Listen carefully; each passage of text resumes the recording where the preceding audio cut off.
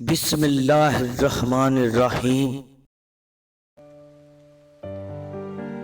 حضرت عائشہ رضی اللہ تعالی عنہا ارشاد فرماتی ہیں کہ رسول اللہ صلی اللہ علیہ وآلہ وسلم نے ارشاد فرمایا کہ جن عورتوں میں یہ نشانیاں ہوں وہ بہت ہی بابرکت ہوتی ہیں۔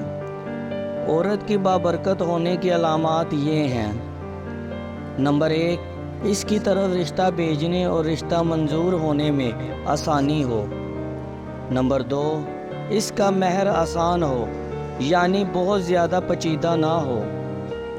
نمبر 3، اس کے ہاں بچوں کی پیدائش میں آسانی ہو۔